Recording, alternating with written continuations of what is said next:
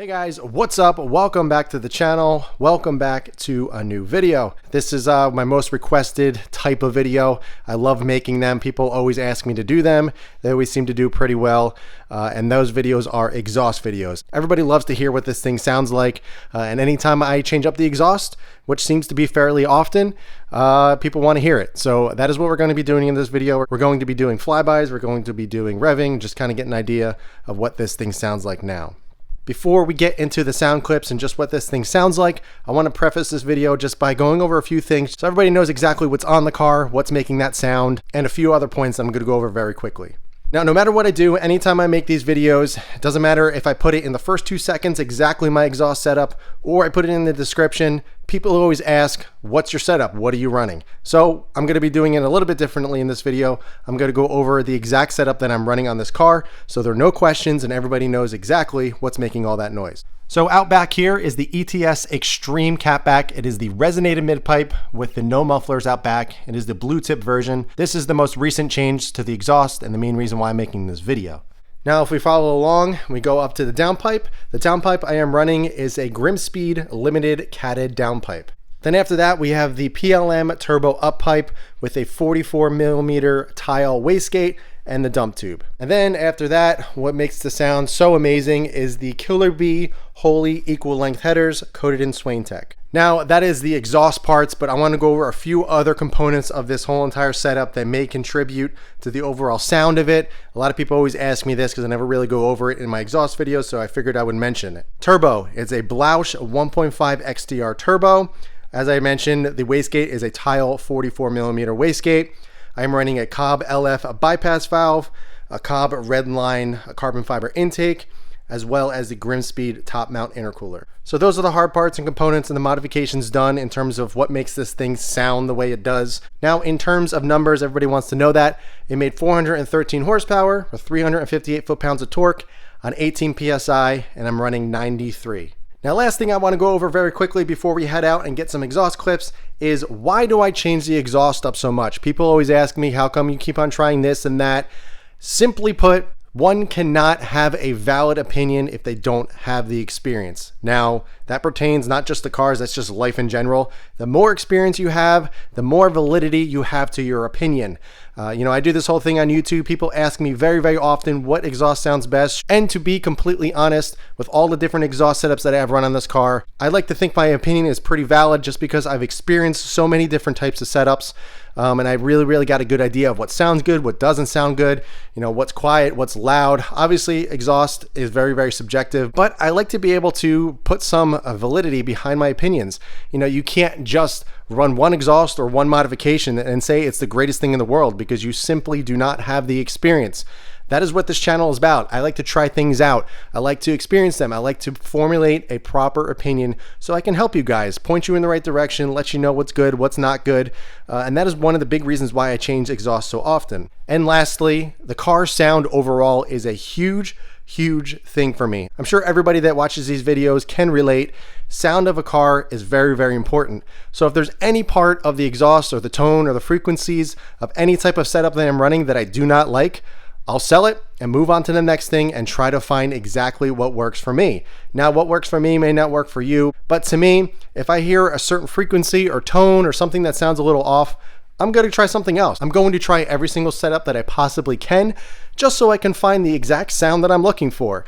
You can't be happy with just the first thing that you try because honestly, there's so many options out there, and I encourage people to go out and try as many as you possibly can. Thankfully, I do these videos very often where I do change up the setup, so I'm able to help you and steer you guys in the right direction. But that is a main reason why I change up so often, simply because I'm always after that perfect sound. Now, enough chatting. I know you guys just want to hear the car, so let's go out, get some exhaust clips, and then once we're finished with that, we'll come back, go over our conclusions, let you guys know what I think of this current setup, and if there's any previous setups that I prefer, don't prefer. So let's go ahead, let's get a nice cold start. It's been about 2 or 3 days since the car has started, so it should be pretty loud and pretty ridiculous. So let's go ahead and do that. Let's go have some fun.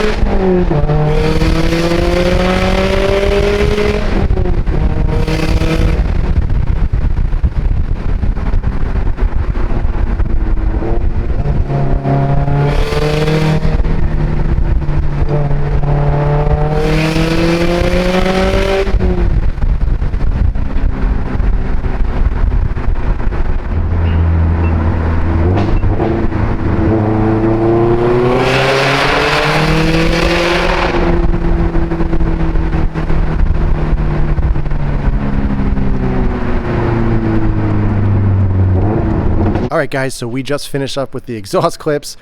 Thing sounds absolutely insane. I just played back a few of the clips. I was completely shocked. It actually took me a few tries to get it right. I actually had to face my microphone the opposite direction, because if I faced it towards the car or coming at it, it would just blow the mic out.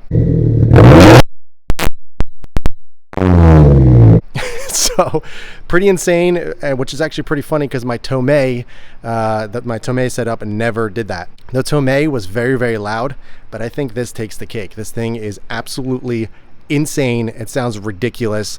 I mean, obviously it's a preferred taste with the equal length headers, but I really don't think anybody that just heard those sound clips can really hate on it. That in person, it's just on a whole other level. Sounds absolutely incredible. I know I say this every single time I get a new setup, but by far this is my most favorite setup. So let me run down the exhaust setups that I have run, just the catbacks, the headers and everything that kind of stayed the same. Well, it has. The only thing that's changed recently is the turbo upplate, but overall it's been a pretty similar setup with equal length. First setup, I had a Delta Motorworks catback, which I ran before I went to equal length headers. It sounded fantastic.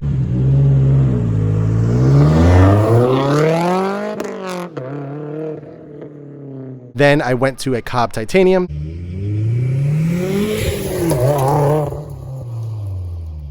Then after that, I went to an AWE Touring.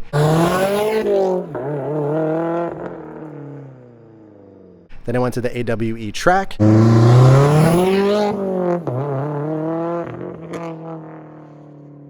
And then I went to the Tomei setup.